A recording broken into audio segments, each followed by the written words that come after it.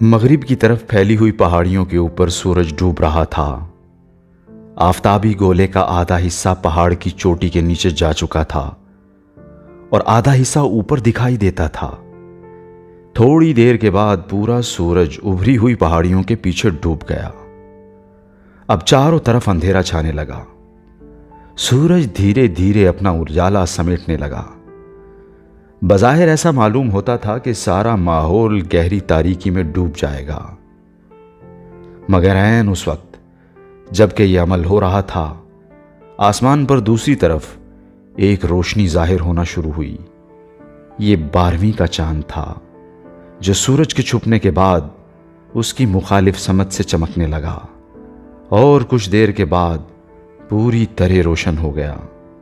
سورج کی روشنی کے جانے پر زیادہ وقت نہیں گزرا تھا کہ ایک نئی روشنی نے ماحول پر قبضہ کر لیا۔ یہ قدرت کا اشارہ ہے، میں نے اپنے دل میں سوچا کہ ایک امکان جب ختم ہوتا ہے تو اسی وقت دوسرے امکان کا آغاز ہو جاتا ہے۔ سورج غروب ہوا تو دنیا نے چاند سے اپنی بزم روشن کر لی۔ اسی طرح افراد اور قوموں کے لیے بھی ابھرنے کے امکانات کبھی ختم نہیں ہوتے۔ زمانہ اگر ایک بار کسی کو گرا دے تو خدا کی اس دنیا میں اس کے لیے مایوس ہونے کا کوئی سوال نہیں۔ وہ نئے مواقع کو استعمال کر کے دوبارہ ابھرنے کا سامان پیدا کر سکتا ہے۔ ضرورت اس بات کی ہے کہ دانش مندی کا ثبوت دیا جائے اور مسلسل جد و جہد سے کبھی نہ اکتایا جائے۔ یہ دنیا خدا نے عجیب امکانات کے ساتھ بنائی ہے۔ یہاں مادہ فنا ہوتا ہے تو وہ توانائی بن جاتا ہے، تاریکی آتی ہے تو اس کے بطن سے ایک نئی روشنی برآمد ہوتی ہے، ایک مکان گرتا ہے تو وہ دوسرے مکان کی تعمیر کے لیے زمین خالی کر دیتا ہے۔ یہی معاملہ انسانی زندگی کے واقعات کا ہے۔ یہاں ہر ناکامی کے اندر سے ایک نئی کامیابی کا امکان ابھر آتا ہے۔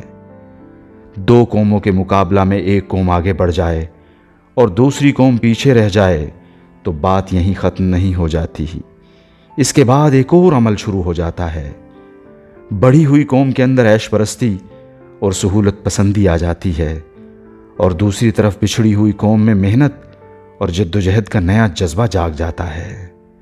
اس کا مطلب یہ ہے خدا کی اس دنیا میں کسی کے لیے پست ہمت یا مایوس ہونے کا سوال نہیں۔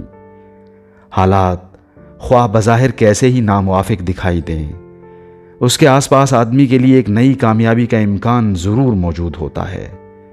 آدمی کو چاہیے کہ اس نئے امکان کو جانے اور اس کو استعمال کر کے اپنی کھوئی ہوئی بازی کو دوبارہ جیت میں تبدیل کر لے۔